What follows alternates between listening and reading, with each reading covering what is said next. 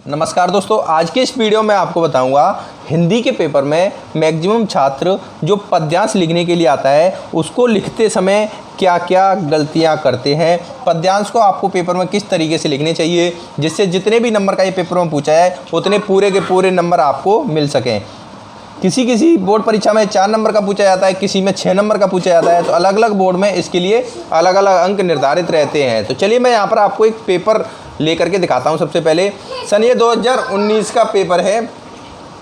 इस पेपर में देखिए यहाँ पर ये क्वेश्चन नंबर पूछा गया है, निम्नलिखित पद्यांश की संदर्भ प्रसंग सहित व्याख्या कीजिए। तो यहाँ पर ये 4 नंबर का प्रश्न बोर्ड परीक्षा में पूछा गया है। तो इस तरीके से प्रश्न यहाँ पर आपको एक पैराग्राफ दे दिया जाएगा, उसको आपका पद्यांश का संदर्भ प्रसंग सहित व्याख्या करनी है। तो देखिए इसको आप अपनी आंसर बुक में किस तरीके से लिखेंगे। तो यहाँ पर ये क्वेश्चन नंबर दिया हुआ है, देखिए चलिए मैं यहाँ पर आपको लिख करके बताता हूँ। अगर इस तरीके से आप पेपर में लिखते हो तो आपको पूरे नंबर मिलेंगे, कोई नंबर आपके नहीं काट पाएगा। अपनी आंसर बुक में सबसे पहले आपको लिख देना है उत्तर नंबर 25, क्योंकि क्वेश्चन नंबर 25 पे, तो उत्तर नंबर 25। अब देखिए क्या पैराग्राफ यहाँ पर दिया गया है। इस पैराग्राफ के पहले 2-3 शब्द आपको लिख लेने हैं। यहाँ पर लिखा है कोऊ सेद, क्या लिखना है आपको इस तरीके से, कोऊ सेद। इतना लिखने के बाद आपको डैश लगा देना है।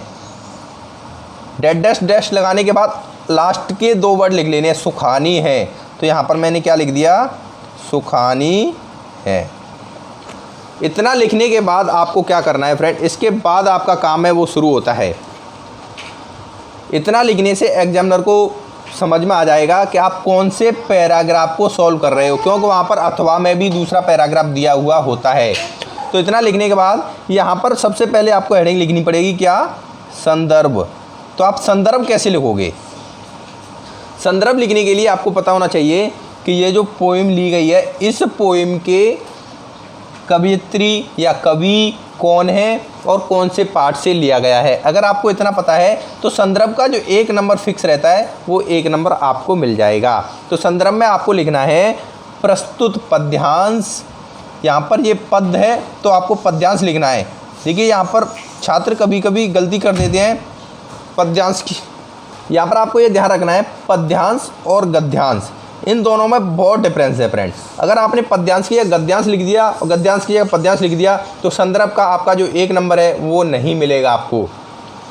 और इस बात का यहाँ पर आपको विशेष ध्यान रखना है, अगर आप पद्यांश लिख रहे हो तो वहाँ पर आपको कवि लिखना है। अगर आप किसी गद्यांश को सॉल्व कर रहे हो तो वहाँ पर आपको लेखक लिखना है। इस बात का आपको विशेष ध्यान रखना है। अगर आपने पद्यांश का संदर्भ लिखते समय लेखक लिख दिया तो वहाँ पर भी आपको जो 1 नंबर मिलने वाला था वो नहीं मिलेगा। ये छोटी छोटी गलतियाँ होती हैं जो छात्र कर देते हैं। तो संदर्भ आपको किस तरीके से लिखना है, चलिए मैं यहाँ पर आपको लिख करके पूरा बता देता हूँ। प्रस्तुत पद्यांश मीरा के पद। जैसे आपने पाठ का नाम लिख दिया तो वहाँ उसको हम कॉमा में बंद कर देना है, कॉमा इन्वर्टेड कॉमा में बंद कर देना है, जिससे ये हाईलाइट हो जाता है। मीरा के पद पाठ से लिया गया है, मीरा के पद पाठ से लिया गया है, जिसके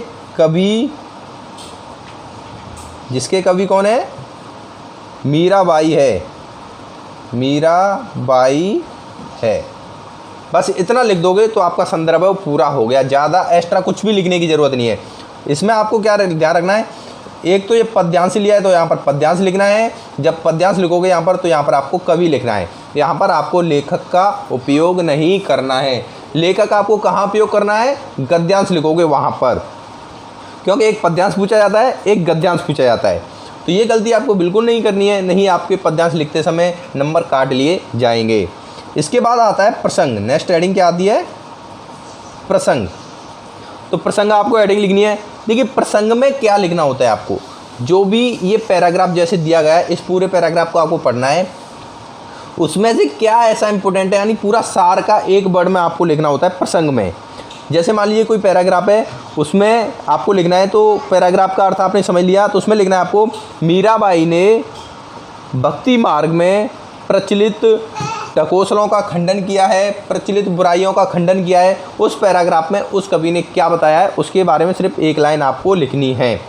तो इतना लिखने के बाद जैसे आप दूसरा लिख सकते हो कि प्रस्तुत पद्यांश में कवयित्री ने लाज को श्री कृष्ण के मार्ग में बंधन माना है, या कुछ जैसा भी वो पैराग्राफ है उसी के अकॉर्डिंग आपको एक लाइन लिख देनी है प्रसंग में।